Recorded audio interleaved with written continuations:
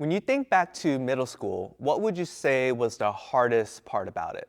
For me, it was navigating the politics of the cafeteria. When I started at Frontier Junior High, which is now called Frontier Middle School, it only took me a couple days to realize that during lunch, you could not just sit anywhere because the tables weren't just tables, but they organized the social hierarchy of the Falcon community. Let me show you a historically accurate map of what I'm talking about right here. Now, as you can observe, every student had their place, and it was critical to know yours and to act accordingly. Of course, where you sat was never permanent. You could start at the first tier music table, but by fortuitous chance, you could one day end up at the ruling class table, but vice versa. You could start as a ruling class member of Frontier Junior High, but hang out with too many of the wrong people, and you could easily end up with the everyone else table that no one wanted to be at. The point I'm trying to make is that lunchtime was never just about the meal, but it was a daily ritual where students defined and reinforced who and what mattered in this community. In a way, Frontier Junior High operated similarly to Greco-Roman dinner parties. I know that's a crazy transition, but let me say just a little bit more about this. Dinner parties in the first century, kind of like middle school lunch tables, were key to defining and reinforcing social hierarchies in the community. It wasn't just about having a good time over a meal, but dinner parties were one of the primary ways a person made a public statement about who they are and who they belong with, whether as host or guest. And this made dinner parties highly exclusive events. Because if you are a host and this is about your status and reputation in the community, it makes sense to only invite people whose social standing is either equal to you or greater than you.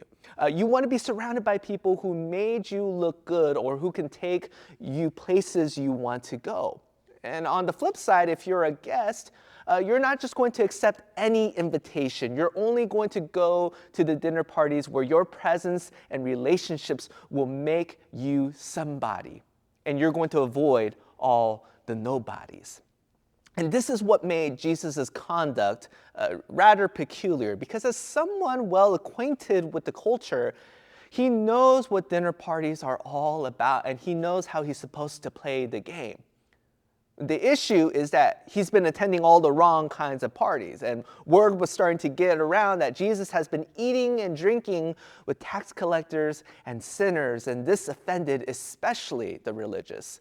They couldn't deal with the idea that someone who claimed to speak for God and act like God and identify with God would choose to be surrounded by all the wrong kinds of people. And so these religious leaders were concerned because they couldn't have a popular teacher like Jesus setting up a bad example for his followers and for the community. And perhaps this is one of the reasons why they invite Jesus to their dinner party. They wanted to set him straight and get him to behave. So Jesus attends the party and then proceeds to make it very clear that he does not care to play their game. Instead, he critiques how these dinner parties are all about inflating one's sense of self-importance and getting ahead. And he challenges the partygoers to desire a different kind of banquet. And it's within this context that Jesus tells this morning's parable. A certain man was preparing a great banquet and invited many guests. At the time of the banquet, he sent his servant to tell those who had been invited, "Come, for everything is now ready." Hosting a dinner party took great effort and expense. Because once again, it wasn't really about hanging out, but showing out. For example, this guy named Apicius, who was a Roman Gordon Ramsay, was the talk of the town when at one of his dinner parties he served, and I need to quote this to get it right, he served a baked honey-smeared nightingale stuffed with a prune and a sauce made of aromatic herbs and concentrated grape juice with a garnish of rose petals, and he served 2 per guest. If you've ever experienced the blessing or curse of having to prepare Thanksgiving dinner, that's the level of work and pressure and cost we're talking about here. When Jesus says a certain man was preparing a great banquet, that means that a certain man sacrificed a substantial amount of his time, his energy, and resources to host this party.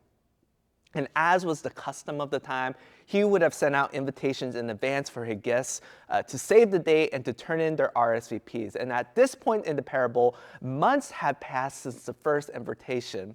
And now his servants are instructed to invite his guests over.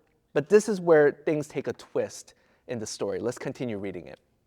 But they all alike began to make excuses. The first said, "I have just bought a field and I must go and see it. Please excuse me." Another said, "I have just bought 5 yoke of oxen and I'm on my way to try them out. Please excuse me." Still another said, "I just got married, so I can't come." Two things to notice about these excuses. First of all, they are ridiculous because first, what kind of person buys land before they see it?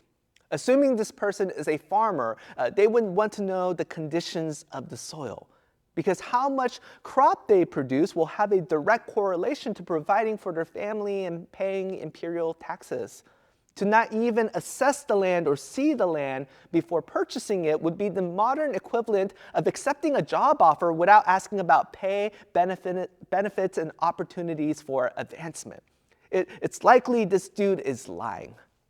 And likewise, what kind of person buys 10 oxen before they even test them? People today read Carfax like scripture just to purchase a vehicle. So do you think people back then didn't do the due diligence when it came to the health, strength, and potential productivity of work animals? Once again, this person isn't being honest. Of course they already know what kind of oxen they are getting. And sure, person number 3 might have gotten married, and that is a very busy time for the family and the couple, but they also knew for months that the dinner party was coming. They could have at least given notice to the host to make 4 less stuffed nightingales at minimum. And at maximum, they could have scheduled their wedding on another date, and they do neither. What these 3 have in common is not that they couldn't go to the dinner party. It's simply that they didn't want to go. And so this is the response of the master. The servant came back and reported this to his master. Then the owner of the house became angry and ordered his servants, "Go out quickly into the streets and alleys of the town and bring in the poor, the crippled, the blind, and the lame." "Sir," the servant said, "what you ordered has been done, but there is still room." Then the master told his servant, "Go out to the roads and country lanes and compel them to come in so that my house will be full. I tell you, not one of those who were invited will get a taste of my banquet." If you're wondering why the host is so upset, just think about what uninviting yourself from a dinner party means in their culture. You're not just saying, "I can't be there." You're saying there's no benefit to being there. My no to the dinner party is a no to a relationship with the host. It's a no to being associated with the people he has invited because I believe they are nobodies and I am somebody. There's a Korean expression that really sums up their responses, and it's this, it's cheso opso, which translates to, "You're too focused on you." And that is exactly the problem here because the guests were so focused on themselves and so focused on the question of how does this benefit me, they valued what they do and what they had and who they loved more than the master's invitation. You've probably picked up by now that Jesus is comparing God to this host in the story and the religious leaders to these guests. And we could spend a lot of time here talking about how the Pharisees and Sadducees and scribes and teachers were self-important and misunderstood God. But I think we would be wasting our time and missing the point because what's more pressing than analyzing and exegeting how they got it wrong is honestly exegeting and analyzing and questioning ourselves if we've got it wrong. It's easy to read this parable and to think, "Oh, I can't believe these people would choose anything over fellowship with God and his people." But that would be a mistake because simply we do it all the time as well. As some of us, we love productivity and upward mobility and future-proofing our lives, and we believe we become somebody by sitting at the table of land and what we do. And some of us are enamored with what we can have and what will make us more comfortable and what will make life easier and better and efficient and add to our sense of self. And we believe this so much that we become somebody by sitting at the table of oxen and what we have. And then some of us aren't just dedicated to our families, our friendships, our marriages, our kids and communities and tribes, but these relationships have become everything to us. And we don't look beyond these people who make us feel seen and comfortable. And we believe we become somebody by sitting at the table of marriages and who we love. And if you're anything like me, you probably rotate between these three tables like a progressive dinner party, hoping you get a seat at the table, longing to meet the right people and have the right opportunities. And if I'm just being honest, you're praying that this is where our lives and my life will get all its meaning and God will sign off on all of it. We may not be living in the first century, but we all know a little something about finding our value in what we can do, what we can get, and in the people who we love and we are loved by. And so our lives and calendars and desires get filled up with all the dinner parties we not only want to attend, but need to be at. And Jesus' challenge to us this morning is to ask this uncomfortable but life-giving question. And the question is this: what if the tables I long to be at are the ones Jesus would flip over? What if the things I value, the things I long for, the who's and the what's and the why's that I believe will make me somebody will in fact in the kingdom of God make me a nobody? Jesus isn't saying that your land and oxen and marriages don't matter. They do. The problem is that we make them matter too much. When we prioritize the wrong tables, we ultimately miss out on the most life-giving table. Because according to Jesus, we only become who we were meant to be in loving God and loving our neighbors. But here's the thing: to be in right relationship with God and our neighbors, we need to be at the right dinner party. And so here's the good news about this. We're all invited to the kingdom feast, to this dinner party. The invitation is open. We can RSVP today to pursue a relationship with God and fellowship with the people he calls his own. But the danger, though, is that we tend to believe every other table in this world is better for us.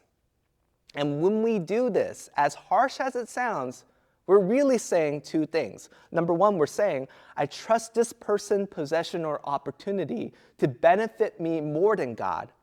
And number two, we're saying, and I only want to be in community with the people at my tables rather than the neighbors God calls me to love at his table.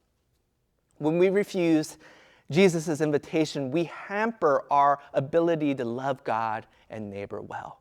We turn to everyone and everything else to be God for us, and we only learn to love the people around us to the degree that they benefit us. But Jesus wants better than that for us. Every day we choose a table to sit at. But the question is the one you're choosing today the one that Jesus invites you to? Some of us are sitting at the table of what we do, what I do, and all our value is wrapped up in how much we can do and achieve. But the problem is this table is exhausting. There's always more you could do, another ladder to climb, and you never truly belong. And if that's you, and if you're tired of having your worth always in question, this morning, Jesus invites you to a better table. One where your value and worth has already been determined by his sacrificial love on the cross. It's not what you do that makes you matter here. It's what Jesus has done. And then for some of us, we're sitting at the table of what we have, where our security is tied to our wealth, our possessions, and our comfort. But the problem here is at some point we will realize that no matter what we have, it will never satisfy the deepest longings of our souls. And if that's you, Jesus also invites you to a better table. one where you can receive what he gives, his friendship that accepts you no matter who you are, and his mentorship that transforms you into who you were always meant to be. Friends, only knowing him and following him can satisfy the deepest longings of your soul. And then finally, some of us are sitting at the table of who we love, where our life revolves around relationships that benefit us and circles that make us feel safe. And let me be clear again, there's nothing wrong with this unless you exclusively stay there. Because this table is too small and it keeps us from truly loving like Jesus. And if you're tired of having an atrophied heart, Jesus invites you to a bigger table. A table where you learn how to care for your enemies. A table where the poor and the powerless are honored as somebodies, where people who should otherwise never be together are somehow gathered together. At this table, you learn a kind of love that goes beyond transactional and invites you to live out a love that is radically generous like Jesus. So this morning, the invitation is open. You can RSVP. So the question I'll leave you with is this: what tables are you currently sitting at, and what table do you need to be sitting at?